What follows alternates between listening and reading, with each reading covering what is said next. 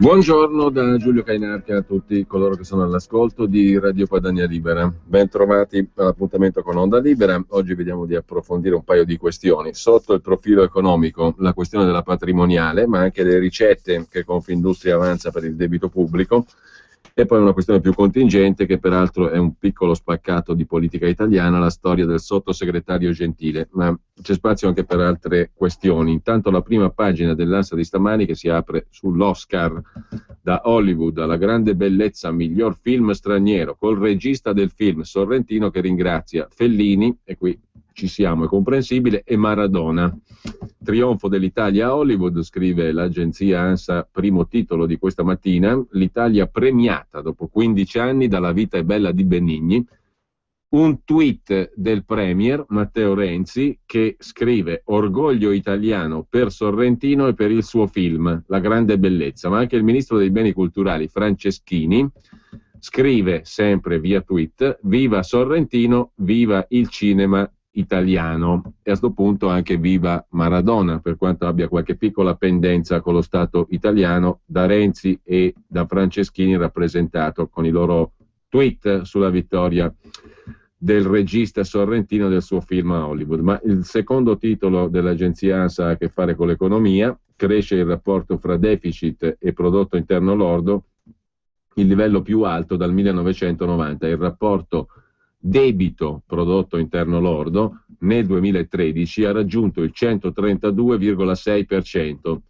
Lo comunica l'Istat precisando che si tratta del livello più alto dal 1990, inizio delle serie storiche confrontabili. Nel 2012 il debito era al 127% del prodotto interno lordo. Le cure Monti e Letta, insomma, e la contrazione, la diminuzione del prodotto interno lordo, cioè la recessione economica, la stagnazione economica, producono questo risultato. Sempre più tasse per i cittadini, sempre peggio il rapporto fra debito e prodotto interno lordo, record storico, dopo la cura Monti, dopo la cura Letta, il 132,6% nel rapporto fra debito pubblico nel suo complesso e prodotto interno lordo.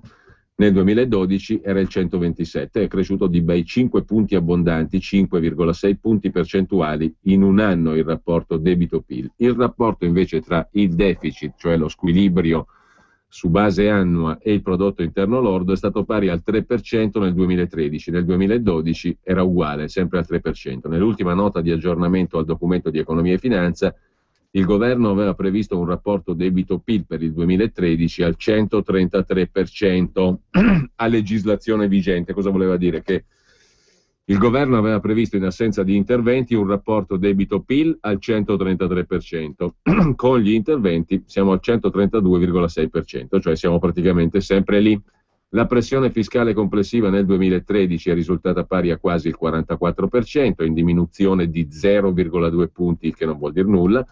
L'avanzo primario italiano, cioè l'indebitamento sottratta la spesa per interessi, è stato pari nel 2013 al 2,2% in rapporto al PIL, cioè 34 miliardi. Sono il frutto, in sostanza, delle imposizioni fiscali. La spesa per consumi delle famiglie diminuisce ancora, cede il 2,6% dopo il crollo del 4% registrato nel 2012, cade anche la spesa per gli alimentari, meno 3,1%, quella per la sanità, meno 5,7%, e quella per l'abbigliamento, meno 5,2%. Le entrate totali della pubblica amministrazione, che praticamente si succhia la metà del prodotto interno lordo, cioè più di 800 miliardi di euro, sono diminuite nel 2013 di un nulla, lo 0,3%. Sull'anno 2012, dice sempre l'Istat. Nel dettaglio le entrate correnti sono scese dello 0,7%, le imposte indirette sono calate del 3,6% a causa del calo del gettito dell'IVA e delle accise, cioè a causa dei minori consumi nel complesso. Questi i dati economici. Il terzo titolo dell'Ansa di stamani ha a che fare con l'Ucraina. Il G7 condanna la Russia, panico nelle borse, affari in flessione e Mosca in caduta libera. Noi, i leader di Canada, Francia, Germania, Italia, Giappone, Regno Unito, Stati Uniti e il Presidente del Consiglio dell'Unione Europea e il Presidente della Commissione Europea, ci uniamo oggi per condannare la chiara violazione della Russia della sovranità e integrità territoriale dell'Ucraina, recita una nota congiunta del G7, diffusa però dalla Casa Bianca degli Stati Uniti. Le azioni russe in Ucraina violano i principi e i valori che animano il G7 e il G8. Quindi, afferma questa nota congiunta del G7, abbiamo deciso per il momento di sospendere la nostra partecipazione alle attività connesse alla preparazione del G8 di giugno a Sochi, fino a quando non tornerà il clima in cui il G8 sia in grado di avere una discussione significativa.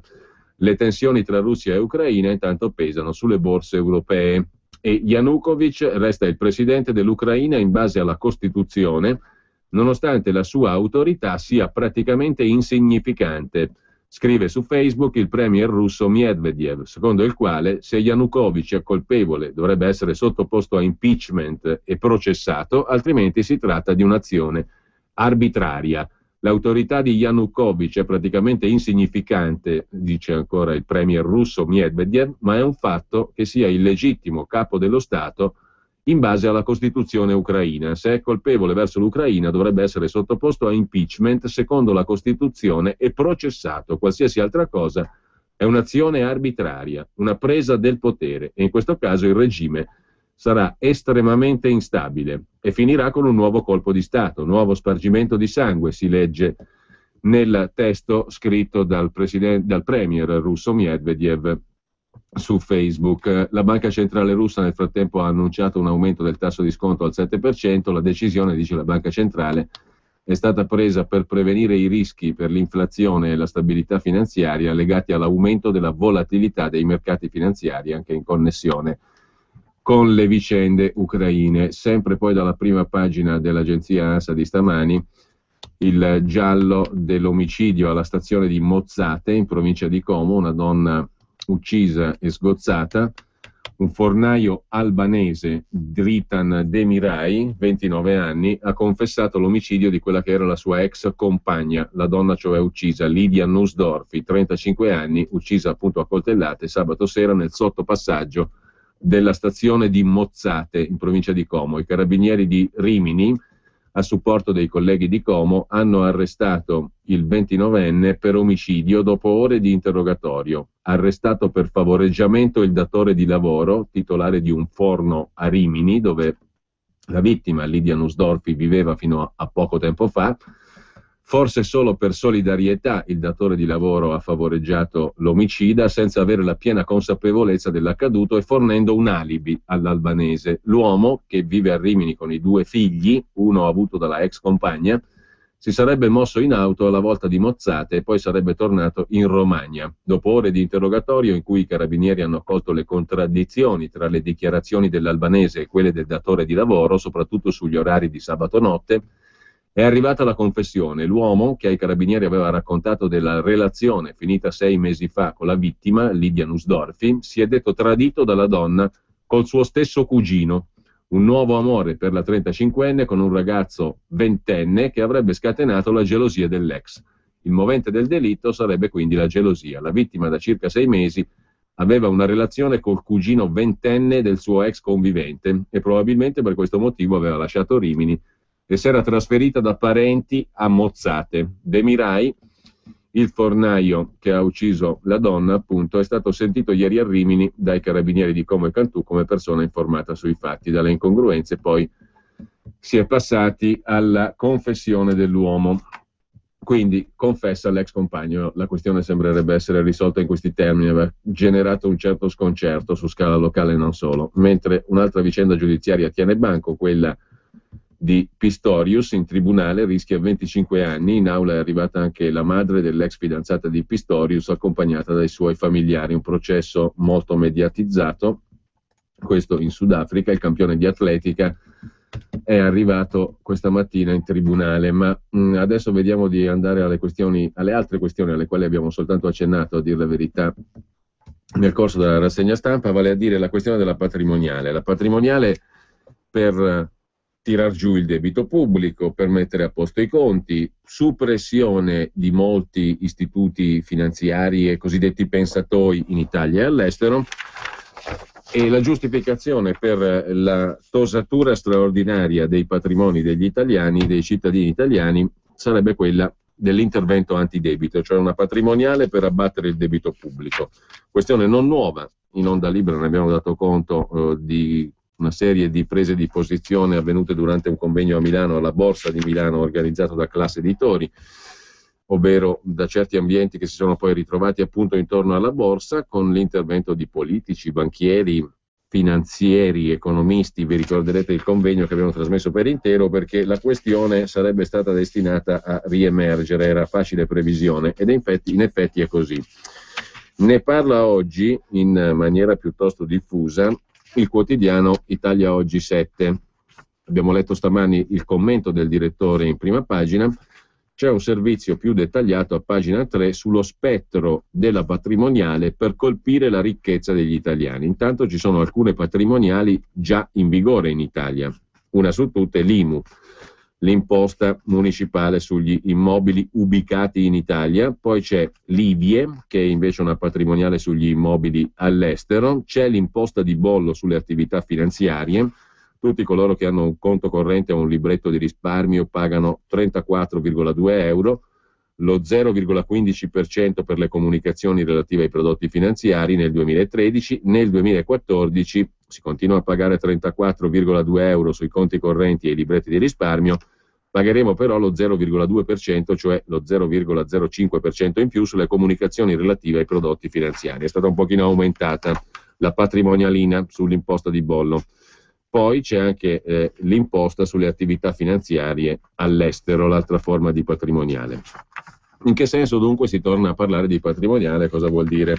Cerchiamo di fare un pochino il punto sulla scorta di questo articolo di Duilio Lui a pagina 3 del quotidiano Italia Oggi 7. La questione di partenza, cioè ciò per cui si giustifica o si invoca il ricorso alla patrimoniale, è il macigno del debito pubblico, oltre i 2.000 miliardi di euro.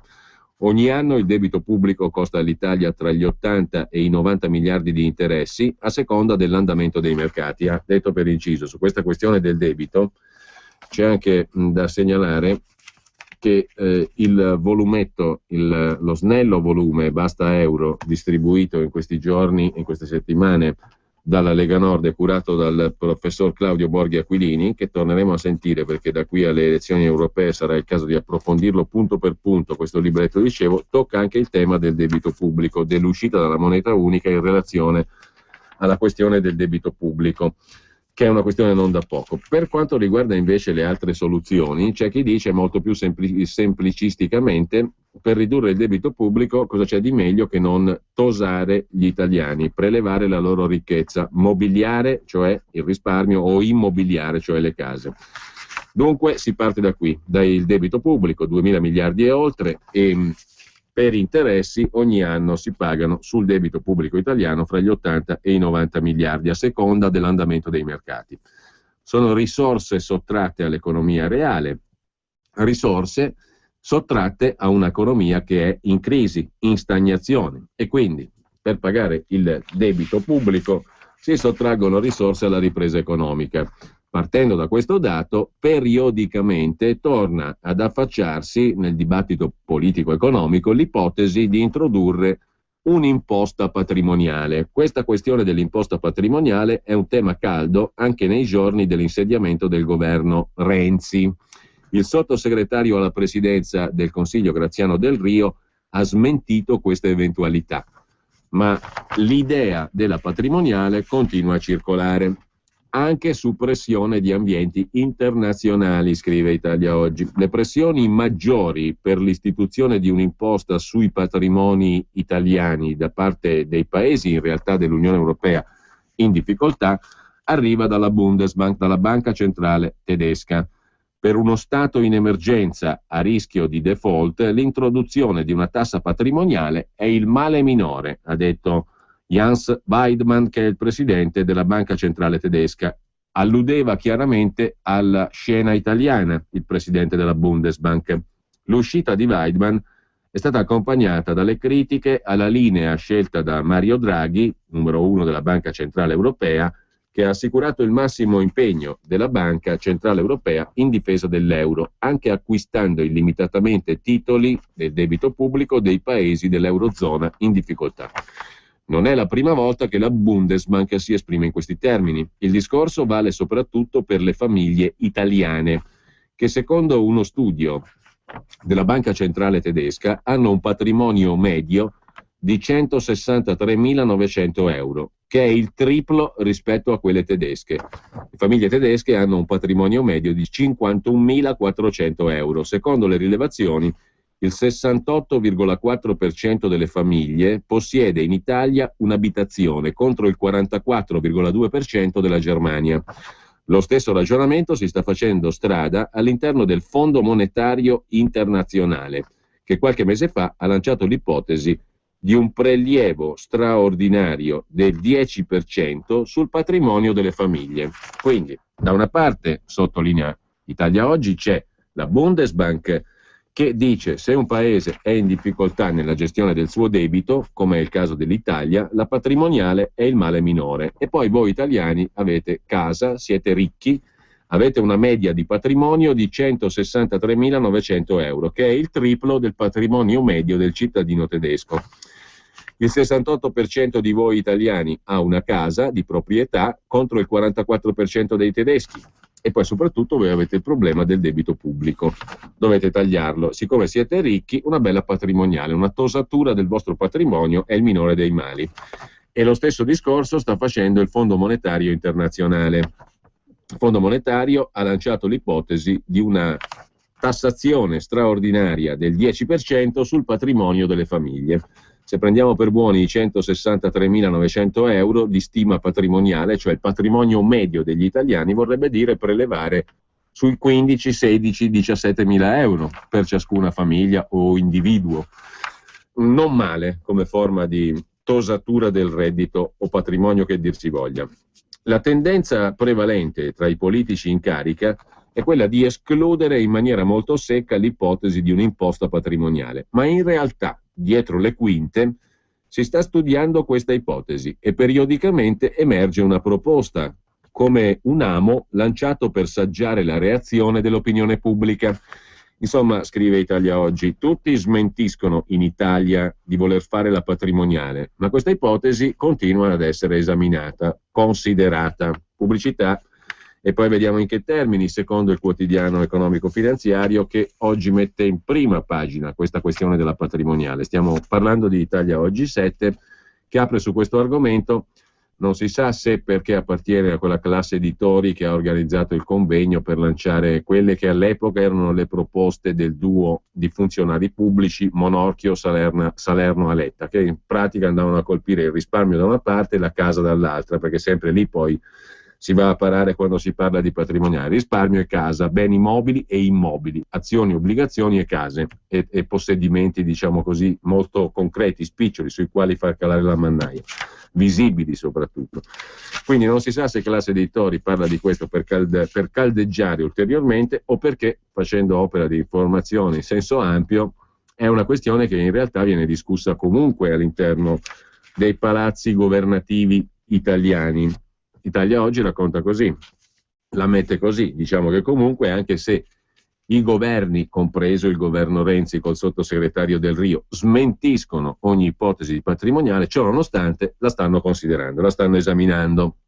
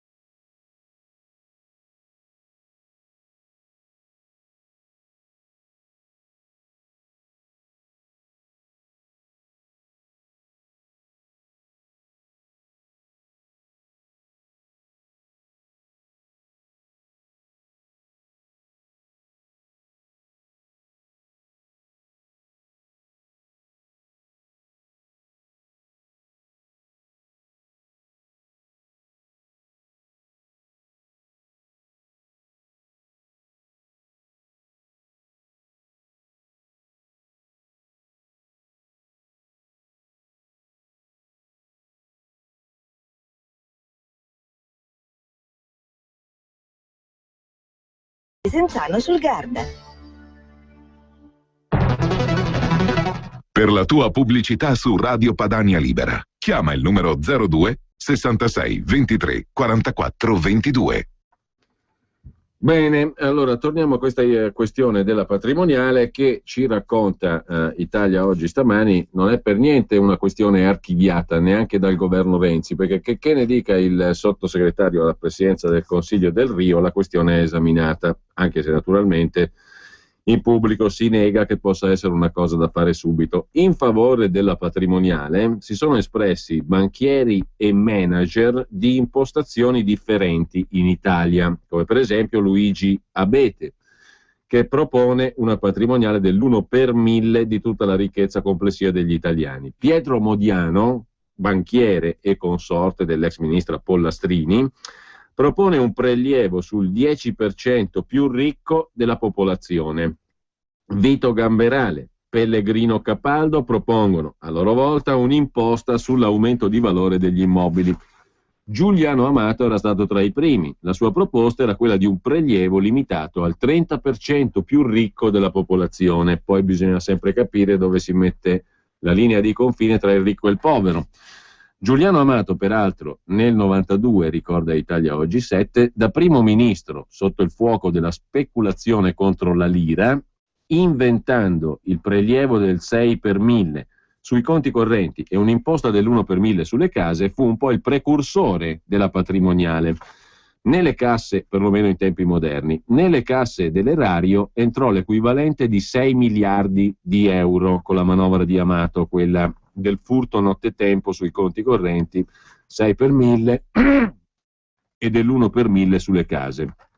Amato racimolò nel lontano 92 l'equivalente di 6 miliardi di euro, che peraltro diedero respiro ai conti pubblici soltanto per pochi mesi, perché poi comunque la lira fu svalutata. Di recente si è saputo che anche Corrado Passera nel 2011, quando era ancora a capo di Banca Intesa San Paolo, aveva messo a punto un piano per il cosiddetto rilancio dell'Italia, che tra le altre cose passava per un'imposta patrimoniale del 2% sulla ricchezza finanziaria e immobiliare, cioè le case degli italiani, escluse le prime case.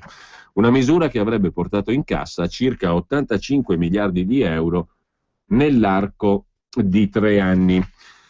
Da ministro dello sviluppo economico nel governo Monti, Passera mise in soffitta il piano della patrimoniale e non risulta interessato a riproporlo oggi che si prepara alla carriera politica in proprio.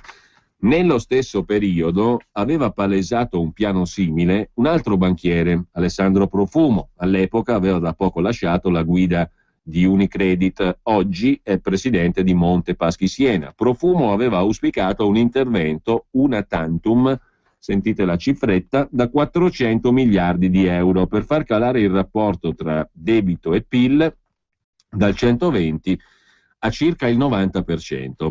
La proposta di Profumo non incontrò grandi favori e il rapporto fra i due indicatori, debito-PIL, è salito a oltre il 132%, anche per via di 50 miliardi di aiuti concessi dall'Italia ai paesi in difficoltà. Perché un'altra cifretta che non viene mai ricordata e che giustamente il segretario Salvini e il professor Borghi Aquilini invece ricordano appena possibile, è questa: 53 miliardi regalati dall'Italia ai cosiddetti paesi in difficoltà, in aiuti che poi sono andati in definitiva alle banche, perché questo è il concetto di aiuto a livello europeo. Aiuti che sono andati alle istituzioni finanziarie, vedi il caso più che emblematico della Grecia, e che all'Italia sono costati la bellezza di 53 miliardi, perché sarà che l'Italia è con l'acqua alla gola, però ha dovuto cacciare 53 miliardi per aiutare le banche ad affossare gli altri paesi, perché questa è la traduzione in pratica del concetto di aiuti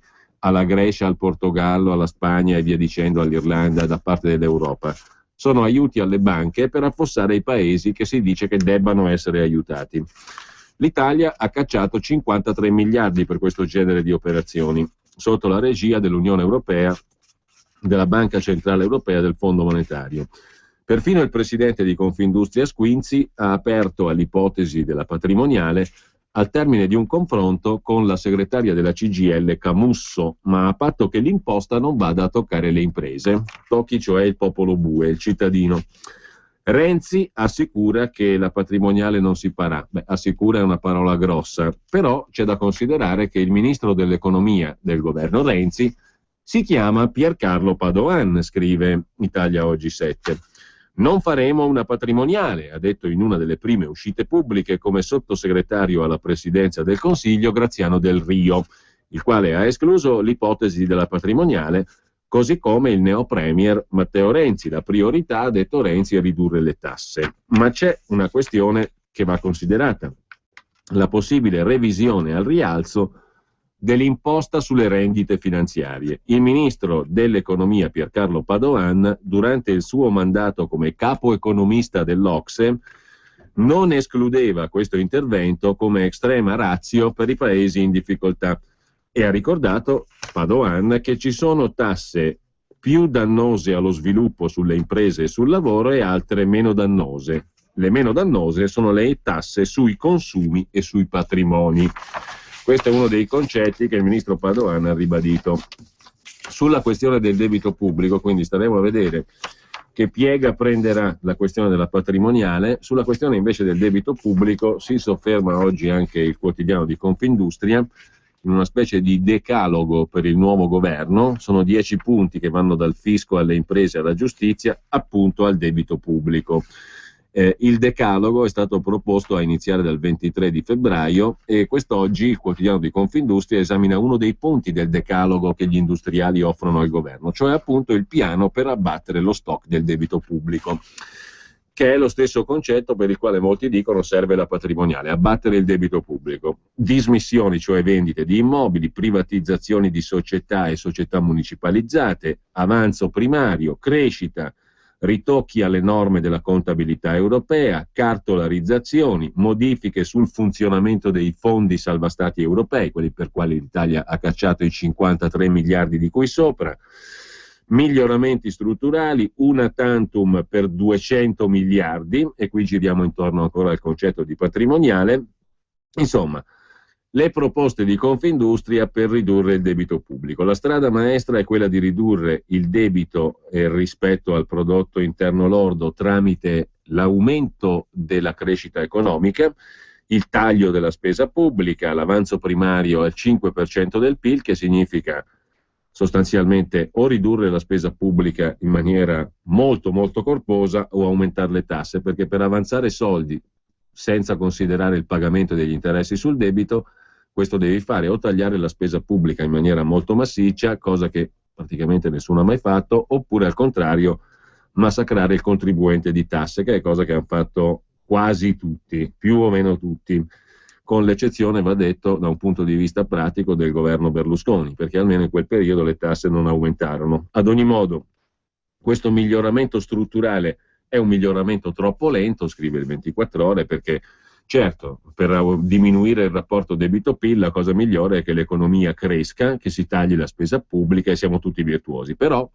questo miglioramento è molto lento. L'Italia invece cresce sotto la media europea da oltre un decennio, aspettarsi una crescita economica robusta non è realistico e quindi bisogna intervenire in un'altra maniera, anche perché la spesa pubblica finora non è riuscito a tagliarla nessuno. Si deve dunque intervenire in maniera forte con le cesoie, scrive oggi il quotidiano di Confindustria, dal lato dell'abbattimento dello stock del debito pubblico. Come? Con un programma di privatizzazioni di aziende pubbliche a livello centrale e locale, per esempio il mondo delle municipalizzate.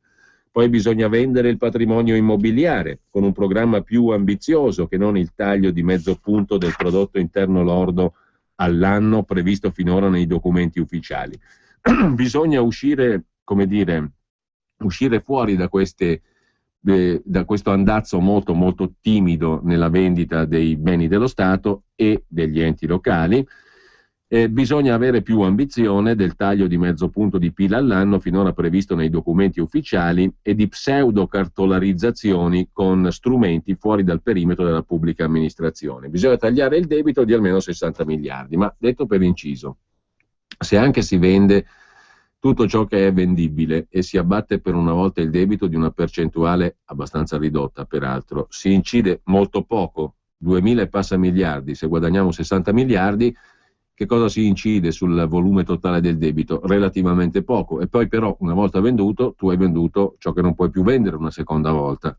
Ed è la morale anche degli anni 90, quando le privatizzazioni furono giustificate da chi le adottò, in primis dal governo Prodi che diede inizio, furono giustificate da Prodi, Amato prima di lui, comunque quei governi là degli anni 90 dicevano che la privatizzazione era necessaria per abbattere il debito pubblico. Poi si è visto che il debito pubblico ha continuato a salire nonostante le privatizzazioni, e le privatizzazioni hanno generato tutt'altro che la liberalizzazione dei servizi. Al contrario, il caso Telecom è stato quello più emblematico, nel senso che si è venduto a poco, si è guadagnato un tot, molto poco rispetto al valore reale, e non è servito affatto a ridurre il debito pubblico, che è continuato a crescere. In parallelo va aperta una trattativa con l'Europa, suggerisce il Sole 24 Ore, per operare con il bisturi contabile per scalare almeno altri 100 miliardi. Cosa voglia dire? Non riesco a capirlo. L'Italia farà la sua parte con le riforme strutturali, ma in cambio i partner della zona euro devono fare la loro parte. Andrebbe modificato lo statuto del fondo di salvataggio ESM per farvi confluire i titoli emessi dall'altro fondo di salvataggio, le FSF, un'operazione che da sola vale 40 miliardi in meno di debito pubblico per l'Italia.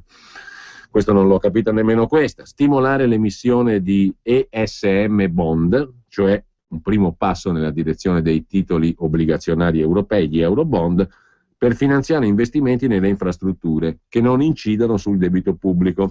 Concedere prestiti agli stati, nel caso specifico all'Italia, per ripagare i debiti commerciali pregressi della pubblica amministrazione, da non conteggiare come debito pubblico, cioè troviamo il Bengodi così, a livello contabile. Velocizzare il calo del rapporto debito-PIL e il taglio dello stock del debito è fondamentale, perché così si liberano risorse per la crescita. Il pericolo della stagnazione è dietro l'angolo, scrive il Sole 24 Ore. E l'Italia è il primo emittente di titoli di Stato nella zona euro. Il Ministero del Tesoro quest'anno va in asta per raccogliere 450 miliardi. Oltre al rimborso dei titoli del debito in scadenza annualmente, lo Stato paga interessi e cedole sul debito per una cifra superiore al 5% del PIL, 80 miliardi, ogni anno. Tutte risorse sottratte agli investimenti pubblici produttivi che sostengono l'economia e l'occupazione. L'Italia ha un rapporto debito-PIL al 134%, subito dopo la Grecia viene l'Italia, nell'Unione Europea a 28 membri. Su scala mondiale lo stock del debito pubblico è al terzo posto, oltre 2.000 miliardi di debito pubblico in euro per l'Italia. Dopo quello di Stati Uniti e Giappone, il totale del debito pubblico italiano è al terzo posto nel mondo, a pari merito con la Germania, che però ha un rapporto debito-PIL inferiore all'80%, contro il 134% italiano. Il rapporto debito-PIL e la dimensione del debito pubblico devono calare, non solo per blindare la sostenibilità del debito, ma anche per alleviare il costo sociale ed economico, oltre a quello fiscale e finanziario. Cosa propone, insomma, alla fine della fiera il Sole 24 Ore? Vendere le società partecipate per almeno 800 milioni all'anno, però questo risulta 800 milioni di euro, 800 milioni di euro all'anno per diminuire il debito pubblico da oltre 2.000 miliardi. Non credo che si debba essere esperti del Sole 24 Ore o economisti per capire che i conti non tornano, in ogni caso, anche vendendo tutto il vendibile.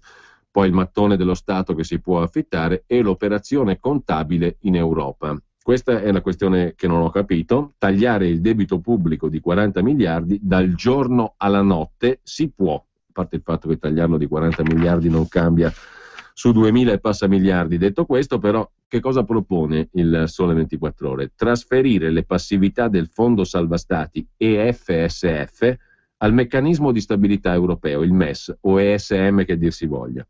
Le obbligazioni del Fondo Salva Stati EFSF, organismo retto da garanzie per 780 miliardi di euro fornite dagli Stati membri della moneta unica, gravano sui debiti pubblici nazionali dei garanti. Questo non accadrà per i titoli di Stato emessi dal fondo di stabilità, dal meccanismo di stabilità ESM. Insomma, in poche parole, siccome il fondo di salvataggio EFSF è stato finanziato dagli stati con garanzie pubbliche, se noi trasformiamo queste garanzie in titoli emessi invece dal meccanismo europeo di stabilità, non gravano più sui debiti pubblici, sono in sostanza spostamenti di poste contabili. Sta di fatto che però quei soldi lì ce li devi investire comunque nelle obbligazioni europee, non cambia molto, tu ti esponi comunque per una cifra consistente. Questo è un artificio contabile. A proposito invece di contabilità, la contabilità del cittadino, del contribuente e delle famiglie dovrà essere modificata, molto probabilmente, visto che il governo dovrà intervenire. La Camera dei Deputati ha appena approvato la legge delega e quindi il Parlamento nel suo complesso ha dato delega al governo a riordinare le detrazioni, le deduzioni fiscali, insomma tutte le agevolazioni fiscali. Il tema del riordino delle agevolazioni fiscali è ritornato al vertice dell'agenda del governo dopo l'approvazione della delega da parte della Camera giovedì scorso. Stiamo parlando di manovre su un bel pacchetto di miliardi di euro, perché le agevolazioni fiscali, deduzioni e detrazioni incidono per 90 miliardi di euro nelle tasche dei contribuenti italiani. A questa cifra si arriva conteggiando le detrazioni di imposta, che valgono 62 miliardi all'anno, gli oneri deducibili, 22 miliardi, e la deduzione IRPEF sulla prima casa, altri 8 miliardi e mezzo. Le agevolazioni a favore delle persone fisiche sono la fetta più grande all'interno di quei 720 sconti fiscali, deduzioni e detrazioni che sono state censite nel 2011 dal funzionario della Banca d'Italia Vieri Ceriani, che poi fu anche sottosegretario all'economia e viceministro. Vieri Ceriani includeva nelle forme di agevolazione fiscale esistenti anche le aliquote IVA ridotte, gli incentivi alle imprese, i regimi agevolati, gli sconti sui tributi locali, le accise e le altre imposte indirette. La delega che il Parlamento ha votato al governo traccia una prima strada per il riordino di deduzioni e detrazioni. Partita, ripetiamo, importante perché tocca 90 miliardi di euro in tutto e sono le detrazioni di imposta, gli oneri deducibili e la deduzione sull'abitazione prima casa dell'IRPEF. La delega dunque traccia già una strada da percorrere per il governo. Il governo dovrebbe mettere mano a quelle agevolazioni fiscali ritenute ingiustificate o superate e a quelle che raddoppiano altre agevolazioni già esistenti.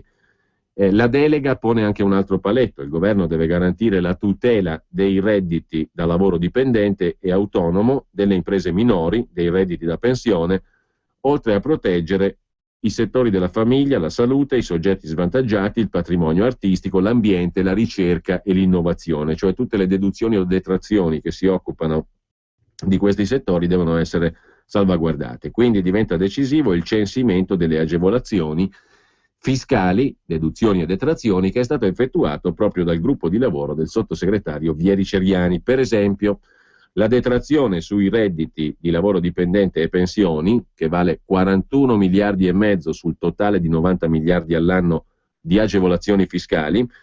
La detrazione, dicevamo, sui redditi di lavoro dipendente e di pensioni era stata classificata tra quelle blindate o intoccabili, così come quella per i familiari a carico, che vale altri 11 miliardi e mezzo all'anno. Sono importi che bastano a mettere in luce la sfida che attende il nuovo ministro dell'economia, Padoan.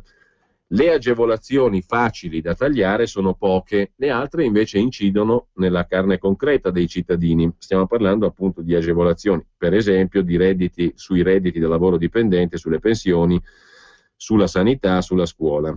Le agevolazioni dunque facilmente tagliabili sono relativamente poche, non danno grandi risparmi di gettito e sono già state rimodulate nei mesi scorsi. Si pensi per esempio all'IVA sugli snack e le bevande delle macchinette, che è stata allineata al 10% da quest'anno. Oltretutto è evidente che ogni limatura delle deduzioni e delle detrazioni fiscali si traduce, per chi la subisce, in un aumento della pressione fiscale, perché se oggi io posso detrarre o dedurre e da domani non posso più, è evidente che pago più tasse con ciò stesso. Quindi è un aumento delle tasse la revisione delle detrazioni e deduzioni fiscali. La delega peraltro prevede che i risparmi di spesa ottenuti con l'operazione di riordino servano a finanziare un fondo speciale per la riduzione delle tasse. Campacavallo. anche perché la delega dice che in definitiva non dovrà essere aggravato il peso fiscale sugli italiani, ma qui siamo sempre nel discorso delle medie, perché su qualcuno graverà, su qualcun altro no, per poi dimostrare che complessivamente e mediamente non è stato aumentato il peso del fisco. Però se io ti diminuisco la possibilità di dedurre o di detrarre, ho forte rischio di farti pagare di più. Poi diranno che questa categoria paga di più, ma è quella privilegiata, quegli altri pagano di meno e quindi il tutto rimane in media. Non abbiamo aumentato le tasse, però le famose medie valgono alla trilussa, insomma, no? Tu mangi 2 polli, io 0, abbiamo mangiato un pollo a testa, no? Non è così. La maggior parte poi dei risparmi, cioè degli incassi per lo Stato, viene sicuramente dall'applicazione delle nuove norme su una vasta platea di persone, quindi è presumibile che questo riordino di deduzioni e detrazioni, se deve servire a qualcosa, serva a far incassare, e per incassare devi spalmare la misura sul maggior numero delle persone, sempre il solito ragionamento. Oltre alle difficoltà del consenso legate al taglio di queste agevolazioni fiscali, bisogna fare i conti anche con le caratteristiche del sistema fiscale italiano, dove il grosso delle persone fisiche dichiara redditi medi o piuttosto bassi, anche a causa dell'evasione fiscale.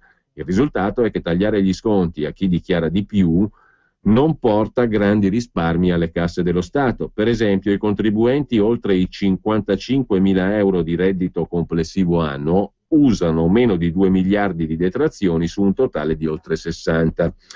Un'altra difficoltà riguarda il taglio di tutte quelle agevolazioni che hanno una funzione di sostegno all'economia, per esempio le detrazioni per l'edilizia, il risparmio energetico e i mobili, che sono stati fra i provvedimenti più popolari del governo Letta e che sono state peraltro potenziate e prorogate per il 2014.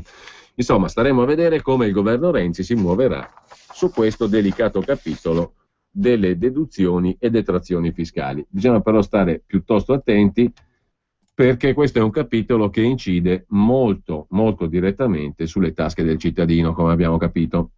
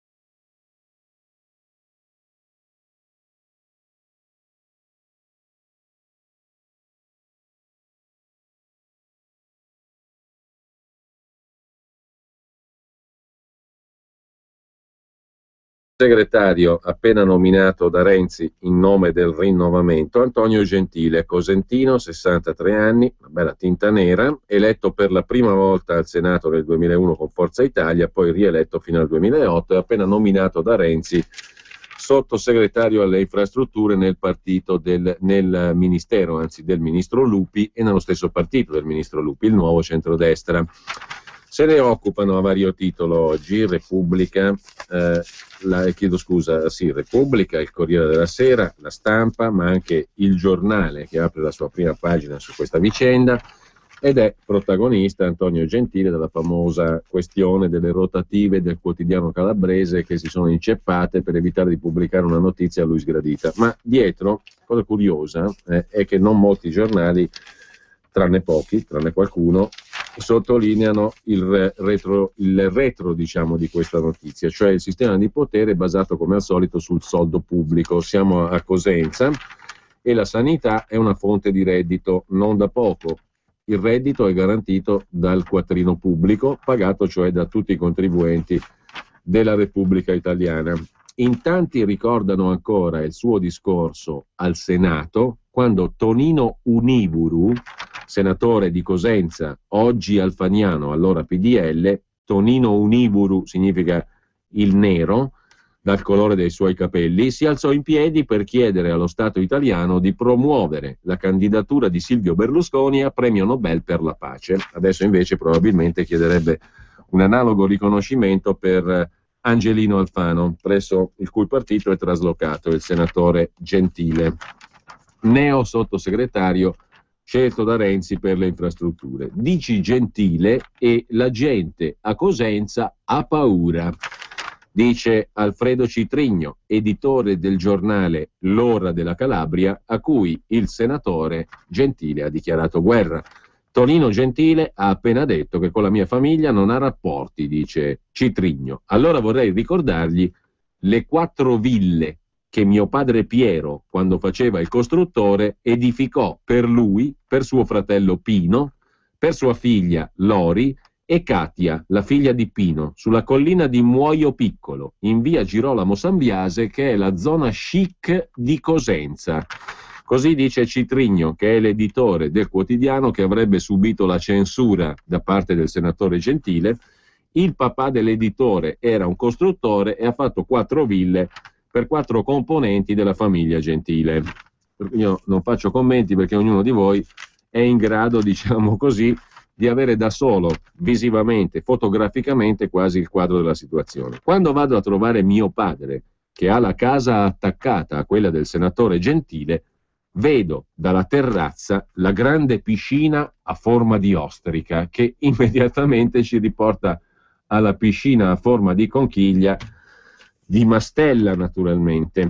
Questo intervento, dice ancora l'editore del quotidiano che sarebbe stato censurato dal senatore Gentile, neo sottosegretario nel governo Renzi, questo intervento è una prova ulteriore dell'intimidazione espletata da un senatore della Repubblica ai danni della mia famiglia, la famiglia dell'editore dell'Ora della Calabria, quotidiano che sarebbe stato censurato, e il cui papà ha costruito le ville per tutta la famiglia dell'intimidatore, diciamo così, del censuratore, cioè del sottosegretario Gentile, il quale Tonino Gentile nel 2001 sbaragliò addirittura il super favorito Achille Occhetto. Una famiglia potente, scrive oggi sul Corriere della Sera Fabrizio Caccia. Quella dei Gentile è una famiglia potente, famiglia simbolo dello spoil system, cioè della spartizione delle cadreghe, tradotto in lombardo, in Calabria. Non c'è ente pubblico dove non sieda un componente della famiglia Gentile, dice Paolo Pollichieni, che è l'autore, insieme ad Antonio Ricchio, Giampaolo Latella, Pablo Petrasso ed Eugenio Furia, del libro Casta Calabria. Segue elenco. Il fratello del neo sottosegretario del governo Renzi, il fratello Pino Gentile, da almeno 35 anni è sulla scena politica calabrese. Attualmente è assessore alle infrastrutture e ai lavori pubblici della regione guidata da Scopelliti. È una specie di mister preferenze. Nel 2000 ottenne da solo 20.000 voti e per questo fu invitato ad Arcore da Berlusconi per una cena con i 10 amministratori più votati d'Italia. Un altro fratello del neo sottosegretario Antonio Gentile, detto Tonino, un altro fratello, Raffaele Gentile, è segretario della UIL Funzione Pubblica, cioè i lavoratori pubblici calabresi. Un altro ancora, Claudio Gentile, siede alla Camera di Commercio. E poi figli, cugini, nipoti, disseminati un po' ovunque. Il figlio Andrea, la notizia del cui coinvolgimento nell'inchiesta sulle consulenze d'oro della SL 10 giorni fa ebbe la forza di rompere le rotative del quotidiano L'Ora della Calabria, il figlio Andrea dunque siede anche nel collegio dei revisori dei conti dell'aeroporto di Lamezia Terme. Partirono negli anni 70 tutti insieme i Gentile dalle case popolari di via Popiglia, il Bronx di Cosenza, dice ancora Pollichieni, uno degli autori del libro Casta Calabra. E a forza di affari e politica i Gentile sono cresciuti, sono saliti in alto, sono arrivati fino alla collina di Muoio Piccolo, che sarebbe appunto la zona chic di Cosenza, dove il papà dell'editore del quotidiano censurato, L'Ora della Calabria, papà era costruttore, ha costruito le ville per tutta la famiglia Gentile, in sostanza. Cominciarono a crescere con le cooperative di posteggiatori, il primo bacino di voti. I Gentile erano socialisti, amici della Democrazia Cristiana di Misasi, nemici di Giacomo Mancini, vecchio leone di Cosenza, stavano con l'ala di Fabrizio Cicchetto, continua Paolo Pollichieni, autore del libro Casta Calabra, e quando il Partito Socialista sparì dopo Tangentopoli, i Gentile traghettarono con Cicchetto in Forza Italia. Berlusconiani di ferro fino all'ultima svolta, quando sono tutti diventati di colpo alfaniani, fedelissimi di Giuseppe Scopelliti, il governatore della Calabria. E non è casuale, dice ancora Pollichieni, che oggi dirige un altro quotidiano, il Corriere della Calabria, se Tonino Gentile è diventato sottosegretario alle infrastrutture e ai lavori pubblici, stesse competenze che ha suo fratello Pino in Regione Calabria. Dei 5 senatori alfaniani espressi dalla Calabria, Gentile, Bilardi, Aiello, Caridi e D'Ascola, il governo di Renzi ha bisogno come il pane. Sono il pacchetto di voti che tiene in piedi la maggioranza al Senato. Ecco perché il Premier non ha potuto dire di no a Tonino Gentile e ad Alfano, che ha difeso Tonino Gentile sottosegretario. L'unico passo falso fino ad oggi, il senatore Gentile, 63 anni, lo commise a metà degli anni '80, quando fu arrestato e poi prosciolto per una storia legata alla cassa di risparmio della Calabria e della Lucania. Il capo della mobile di Cosenza era Nicola Calipari, il giudice istruttore si chiamava Nicola Gratteri, l'attuale procuratore antimafia aggiunto di Reggio Calabria, di cui sarà parlato come ministro di giustizia, poi stoppato da Napolitano. Così Gentile si è preso la rivincita, lui ora è al governo, il procuratore Gratteri no. Anche a Pollichieni, quasi 4 anni fa, successe quello che è accaduto la notte del 18 febbraio scorso al quotidiano L'Ora della Calabria, il suo ex giornale. Era il 20 luglio del 2010, allora si chiamava Calabria Ora e io lo dirigevo, ricorda Pollichieni. Avevamo in pagina lo scoop di un incontro a Milano tra il neoeletto presidente della Regione Calabria Scopelliti e Paolo Martino, accusato di essere il ministro del tesoro della Cosca De Stefano. Beh, quel giornale non uscì mai. Le rotative, anche quella notte, con una sensibilità quasi umana, ebbero un guasto. Lo stampatore, anche allora, era Umberto De Rose, presidente della finanziaria regionale Fincalabra, dove, per chiamata diretta e senza bando, è entrata di recente Lori Gentile, figlia del senatore e sottosegretario. Tu lo sai come fa un cinghiale quando è ferito, diceva De Rose nell'ultima telefonata all'editore Citrigno, prima che si bloccassero all'improvviso le rotative del giornale. Il cinghiale poi colpisce per ammazzare. Così il Corriere della Sera. Anche Guido Ruotolo si occupa del senatore Gentile e ricorda, sulla Stampa di oggi, proprio quell'episodio della notte del 20 luglio del 2010, quando anche in quell'occasione la rotativa si fermò. C'era una prima pagina con lo scoop dell'incontro a Milano tra il governatore della Calabria Scopelliti e il boss dell''ndrangheta Paolo Martino, che sarebbe stato poi arrestato. Il direttore del giornale Calabria Ora, Paolo Pollichieni, annunciò nel suo ultimo editoriale che l'editore Pietro Citrigno, il figlio del costruttore delle ville della stessa famiglia Gentile, voleva partecipare alla fattura del giornale e per questo motivo si sarebbe dimesso. Quella notte, dunque, lo stampatore Umberto De Rose, lo stesso della vicenda Gentile, annunciò e spiegò che il quotidiano non sarebbe stato in edicola per problemi tecnici. Il nuovo direttore, Piero Sansonetti, durò 3 anni. Arrivava dal quotidiano L'Unità. Intanto una decina di giornalisti seguì Pollichieni nell'avventura di un nuovo quotidiano online e di un settimanale in edicola, il Corriere della Calabria. È stata questa testata che il 18 febbraio scorso ha pubblicato la notizia che era sotto inchiesta il figlio del senatore Gentile, Andrea, indagato per truffa, falso ideologico e abuso d'ufficio. Il GIP di Cosenza, accogliendo la richiesta di interdittiva per il direttore generale dell'azienda sanitaria provinciale di Cosenza, Gianfranco Scarpelli, aveva dedicato alcune pagine del suo provvedimento agli altri indagati. Nelle informative della Finanza e dei Carabinieri, esaminando le delibere di incarichi di patrocinio legale affidati dall'azienda sanitaria provinciale di Cosenza, scelti su base fiduciaria e su indicazione di Nicola Gaetano, che nei fatti era il vero direttore dell'azienda sanitaria cosentina, predisponendo lui le delibere e gli incarichi, era emersa dunque in questo contesto la figura di Andrea Gentile, il figlio del senatore e neo sottosegretario Tonino Gentile, legato a Gaetano da rapporti consolidati di interesse economico, professionale e politico e destinatario di una procura speciale rilasciata dal direttore generale. In poche parole, il figlio del senatore Gentile ha ottenuto parecchi incarichi di consulenza dall'azienda sanitaria provinciale di Cosenza. Annotano gli inquirenti che nelle mail intercettate il figlio del senatore Gentile e Nicola Gaetano si chiamano tra di loro compari. Quasi 2,5 milioni di euro le consulenze d'oro ottenute dall'azienda sanitaria provinciale di Cosenza negli anni 2010, 2011, 2012 per 230 incarichi e nonostante vi fossero già 8 dipendenti nell'ufficio legale dell'azienda sanitaria pubblica. Soltanto Gaetano Nicola negli anni in questione ha incassato quasi 800.000 euro.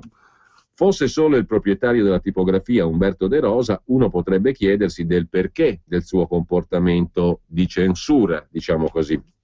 Il fatto è invece che è stato il numero 1 di Confindustria Calabria, ex candidato di Forza Italia a sindaco di Cosenza e oggi è il presidente della Fincalabra, che è la cassaforte finanziaria della regione Calabria. Nel contempo è lo stampatore di quel giornale che sarebbe stato censurato. Per certe risposte sbagliate al presidente della commissione di vigilanza della regione, Aurelio Chizzoniti, sono diventate materia di accertamenti investigativi un bel pacchetto di assunzioni fatte a sua volta dalla Fincalabra, la finanziaria della regione Calabria. Tra le assunzioni anche quella della figlia del sottosegretario Gentile, Lori Gentile, che è sorella dell'avvocato Andrea, l'altro figlio, che è indagato per le consulenze d'oro.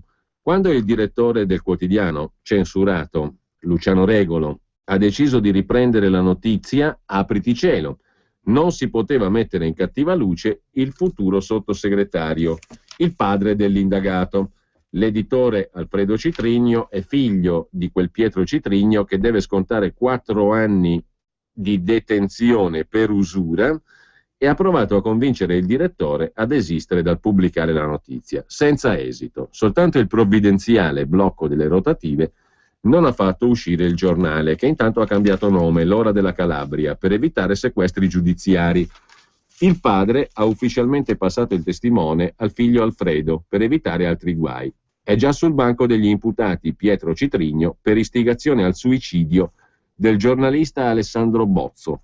Anche Tonino Gentile, sottosegretario, finì nei guai quando fu arrestato appunto per ordine dell'allora giudice istruttore di Locri Gratteri per fidi facili per 47 miliardi, ma poi è stato liberato. Così la Stampa. Anche il giornale però si occupa di Tonino Gentile, il politico che mette in crisi il governo, scrive il giornale, garantista in politica, giustizialista sui campi di calcio, il senatore Tonino Gentile, perché tra i plurimi interventi pubblici del neo sottosegretario alle infrastrutture, con il ministro Lupi. Ci sono anche una quantità di esternazioni sulla nazionale di calcio e via dicendo. Anzi, ce n'è una curiosa, perché il sottosegretario ebbe a dire che Marcello Lippi non poteva rimanere alla guida della nazionale di calcio italiana perché le intercettazioni telefoniche e gli interessi del figlio Davide avevano compromesso la sua immagine e Lippi doveva lasciare subito. Così Gentile, che il giornale appunto definisce garantista in politica per se stesso, ma giustizialista per gli altri. Se qualcuno gli avesse dato retta nel maggio del 2006, l'Italia non avrebbe vinto i mondiali proprio con Lippi e lui forse non sarebbe mai arrivato a rivestire la carica di sottosegretario alle infrastrutture. Ironia del destino, per una telefonata neppure sua, ma di un signore di nome Umberto De Rose, tipografo, che la sera del 18 febbraio scorso chiama l'editore del giornale stampato per bloccare l'articolo sul coinvolgimento nell'inchiesta sulle consulenze d'oro della SL di Cosenza del figlio del senatore Andrea, che dal canto suo l'editore lo aveva già cercato con un fraterno SMS nel quale il figlio del sottosegretario Gentile scrive: «Ho avuto modo di parlare con Umberto, lo stampatore, volevo ringraziarti sinceramente per quanto farai». Andate a vuoto le sollecitazioni, l'indomani quel giornale, L'Ora della Calabria, non è arrivato in edicola per un guasto notturno alle rotative. È scoppiato lo scandalo. Pure perché lo stampatore, telefonista e samaritano, per mera coincidenza è ai vertici di una società controllata dalla regione, cioè lo stampatore del giornale sarebbe stato censurato, nel contempo è anche presidente della Fincalabra, che è la finanziaria della regione Calabria. La finanziaria della regione Calabria è guidata da un presidente dello stesso partito del senatore Scoppelliti, alfiere del centrodestra, e in giunta siede come assessore ai lavori pubblici il fratello del sottosegretario Giuseppe Gentile. È lui l'ombelico della galassia gentiliana. La sua scalata al potere è fulminante, la parete è quella socialista. In cima Giacomo Mancini, sono gli anni 70, i Gentile fanno cordata a sé. Mentre Pino, geometra all'Aterp, diventa prima consigliere comunale, poi assessore, quindi sindaco e nell'85 consigliere regionale, un altro dei fratelli Gentile, Raffaele, si fa largo nella UIL, funzione pubblica. Tonino invece, dottore in geologia, giornalista pubblicista, dipendente dell'USL, a 29 anni è già segretario provinciale. Entra nel direttivo della Cassa di Risparmio. Nel 1987, insieme al resto del consiglio di amministrazione, è colpito da un ordine di cattura per 46 miliardi di crediti facili. Stiamo parlando dell'attuale sottosegretario appena nominato da Renzi, Tonino Gentile da Cosenza. Il mandato di arresto porta la firma del giovane Nicola Gratteri, all'epoca giudice istruttore all'Ocri. Gentile esce prosciolto da quella vicenda, ma indebolito. Nel 92 Mancini lo tiene fuori dalle liste per il Parlamento. Sembra la fine, ma è solo il nuovo inizio. Soffia Tangentopoli, ma i Gentile restano in piedi. Pino Gentile, diventato assessore regionale, lascia i socialisti per il PRI, 9.000 voti che gli eviteranno fino a sfiorare i 20.000 voti di preferenza delle ultime regionali. E uno slogan che diventa il marchio di fabbrica della ditta Gentile. La gente lo vuole, il potere lo avversa. È il 1995, pochi mesi dopo aderisce a Forza Italia, di cui diventa uno dei leader nel meridione. La strada per il Parlamento si riapre, ma tocca a Tonino, l'attuale sottosegretario. Nel 2001 è eletto senatore con la Casa delle Libertà. Nel 2006 con Forza Italia, col PDL nel 2008 e nel 2013.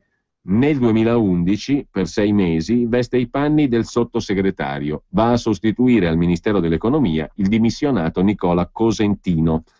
Nelle aule parlamentari diventa famoso nel 2002 per la candidatura al Nobel per la pace di Silvio Berlusconi. Finisce nel nulla, ma lui passa alla storia come fondatore nel 2005 del primo Napoli Club in Parlamento. Attento alle ragioni del tifo, chiede la rimozione del commissario tecnico della nazionale Lippi e presenta un progetto di legge per una commissione di inchiesta sulla gestione del pianeta calcio. La commissione non si fa, resta tempo per condannare la classe arbitrale per un rigore dubbio dato all'Inter nella sfida col Brescia. C'è aria di assoggettamento alle grandi squadre, dichiara preoccupato l'allora senatore, oggi sottosegretario Gentile, il 7 novembre del 2010, e invoca la chiusura della curva della Juventus per condannare i cori contro i napoletani. Pino e Antonio Gentile hanno abbracciato Alfano dopo aver mollato Berlusconi. Non hanno mollato lo scettro del comando nel Cosentino e ora puntano al governo. C'è già arrivato Gentile perché è stato nominato da Renzi sottosegretario. Il tutto era stato preceduto settimana scorsa da un articolo pubblicato sul settimanale L'Espresso e dedicato proprio a questo soggetto, al senatore Antonio Gentile, divenuto nel frattempo, nominato da Renzi, sottosegretario alle infrastrutture.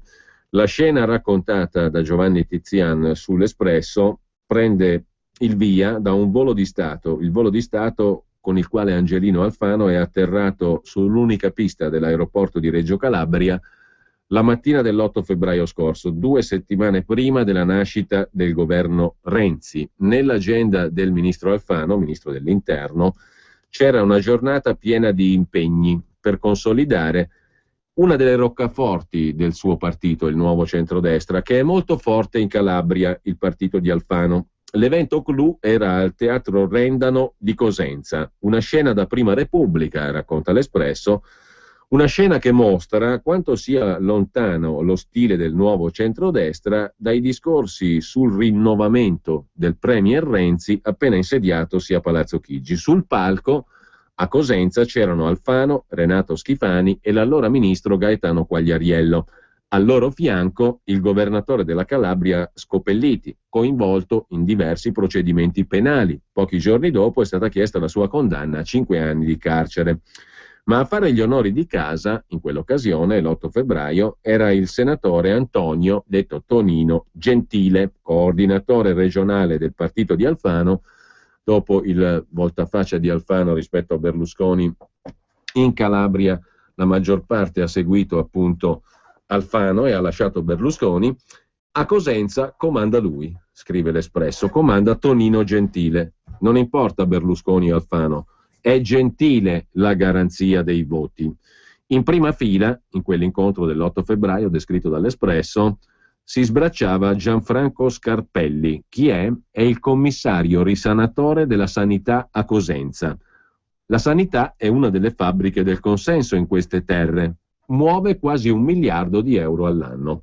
A Cosenza, 1 miliardo di euro all'anno. Ve la ricordate quella telefonata famosa che abbiamo trasmesso più volte, nella quale c'era un politico regionale calabrese arrestato che pochi mesi prima dialogava con un suo assistente per far capire quali erano i posti di comando che conveniva occupare, perché c'era una valanga di soldi in miliardi di euro da controllare. La sanità cosentina muove 1 miliardo di euro all'anno circa. In prima fila dunque l'8 febbraio scorso ad accogliere Alfano e i vertici del partito, del Nuovo Centrodestra, che è particolarmente forte in Calabria. In prima fila a Cosenza c'era anche Gianfranco Scarpelli, commissario risanatore della sanità cosentina, 1 miliardo di giro d'affari all'anno.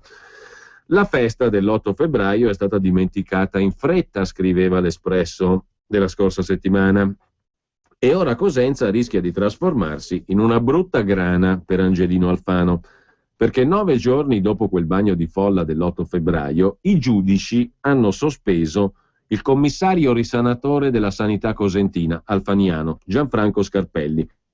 L'hanno sospeso per 2 mesi, infliggendo un severo colpo al sistema di potere di Gentile, il quale peraltro tranquillamente è arrivato a essere sottosegretario nominato dal governo del cambiamento, della svolta, del rinnovamento di Renzi.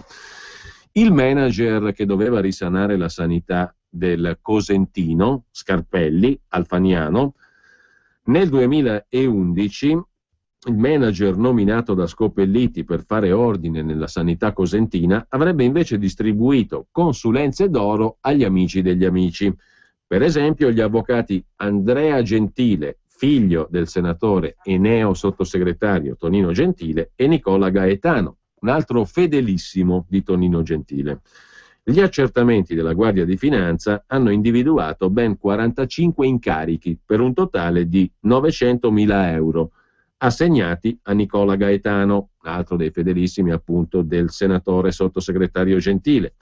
45 incarichi per 900.000 euro assegnati a Gaetano, il quale Gaetano poi ha girato in parte gli incarichi al figlio del senatore Gentile, Andrea Gentile. La posizione del figlio del senatore è stata stralciata. Le ipotesi dell'accusa sono truffa, falso e associazione a delinquere. Non sono escluse altre sorprese, soprattutto per quel che riguarda la pista politica, scriveva l'Espresso. I sospetti di malaffare nella sanità cosentina sono peraltro ben noti al Ministero dell'Interno. Nel 2012 ispettori e militari della Guardia di Finanza hanno passato al setaccio le attività di ospedali e ambulatori cosentini per verificare le ingerenze delle cosche dell''ndrangheta nel settore della sanità. Nel rapporto finale emergevano gli incarichi affidati senza gara pubblica. In 3 anni l'Agenzia della Sanità, o meglio l'azienda sanitaria provinciale di Cosenza, in 3 anni ha speso più di 4,5 milioni in consulenze esterne.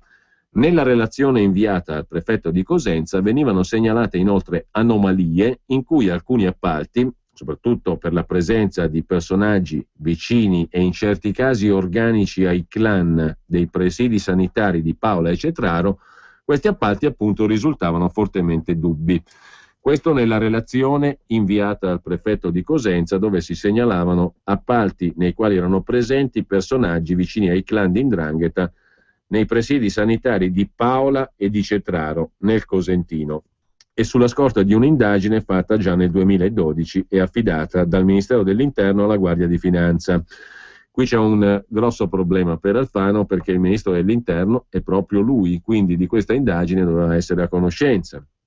Nel dossier conclusivo spedito a Roma al Ministero dell'Interno dalla Prefettura non veniva esplicitamente chiesto il commissariamento dell'azienda sanitaria di Cosenza, che è poi quella che ha dato parte delle consulenze anche agli amici del sottosegretario Gentile, ma si sottolineavano una serie di ombre inquietanti relative alle infiltrazioni criminali.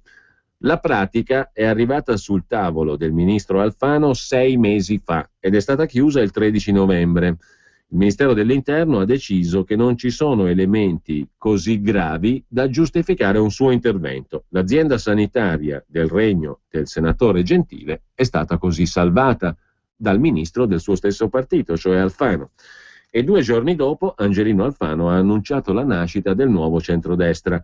Il senatore Tonino Gentile è stato immediatamente nominato coordinatore generale e il presidente della Calabria Scopelliti responsabile nazionale dei circoli del partito di Alfano. 2 figure fondamentali, Scopelliti e il sottosegretario Gentile, lo è diventato per nomina di Renzi pochi giorni fa, 2 figure fondamentali per la raccolta del consenso da parte del partito di Alfano in Calabria. Anche se ora la Procura Distrettuale Antimafia sta rileggendo i risultati di quel rapporto mandato a Roma per capire se ci sono risvolti penali. Il rapporto che il Ministero dell'Interno ha chiuso dicendo tutto a posto, l'azienda sanitaria del Cosentino, che ha distribuito milioni di consulenze esterne, tra le quali anche quelle al figlio del sottosegretario e all'altro supporter dello stesso partito di Alfano, Nicola Gaetano, tutto a posto, diceva il Ministero dell'Interno, anzi ha detto, e i risultati di quell'indagine sono stati archiviati. Ma è tutta la questione calabrese, scrive ancora l'Espresso, che rischia di diventare una spina dolorosa per Alfano, impegnato a costruire un'immagine riformista, moderna del suo partito. Il tandem Scopelliti-Gentile è una fabbrica di voti ma anche di grane, giudiziarie e non solo giudiziarie, perché c'è la questione appunto del giornale che è stato censurato, è stata impedita l'uscita del giornale per il famoso blocco delle rotative. Lo stampatore è Umberto De Rose, ex capo della Confindustria Calabra e presidente di Fincalabria, nominato dalla giunta Scopelliti, guarda caso. Un intreccio di interessi che sembra avvinghiare tutte le attività della regione Calabria. La dinastia politica dei Gentile è retta da Antonio Gentile, appunto, senatore e da poco sottosegretario. Nell'ultimo governo Berlusconi è stato anche sottosegretario all'economia, mentre l'altro fratello, Giuseppe, detto Pino, non si è mai allontanato dalla Calabria, ex sindaco di Cosenza, consigliere regionale più votato, dominus del potente assessorato ai lavori pubblici. La carriera dei due fratelli inizia negli anni 70 nel PSI. A 29 anni Tonino Gentile è segretario provinciale, entra nel consiglio di amministrazione della banca Carical. Nell'87 viene arrestato per un buco da 50 miliardi in lire, la vicenda si chiude poi con un suo proscioglimento, transita al Partito Socialdemocratico e poi arriva in Forza Italia. L'asse tra Scopelliti e i fratelli Gentile è consolidato e determinante per il futuro del nuovo centrodestra di Alfano, ma anche per la tenuta del governo Renzi, perché ruotano intorno a Gentile altri 4 o 5 senatori. Quello calabrese è l'unico governatore di regione schierato con Alfano e dà la sua parola d'onore che la regione sarà la roccaforte del partito di Alfano. Oltre 100 sindaci sono con noi, in Calabria, dice Scopelliti, il nuovo centrodestra volerà al 9%. È calabrese d'origine anche la ministra Madia, ministra della pubblica amministrazione, che però della quale non facciamo in tempo a dire nulla, perché c'è un articolo oggi di Giancarlo Perna sul Giornale che incidentalmente, tra l'altro, ricorda le origini calabresi dei Madia. Il capostipite bisnonno di Marianna è Titta Madia, un principe del Foro, la cui fama attraversa il Novecento fino al 1976, anno della morte. Con ciò però noi ci salutiamo perché siamo arrivati proprio alla fine, sono le 12. Buon pomeriggio a tutti e viva la Calabria.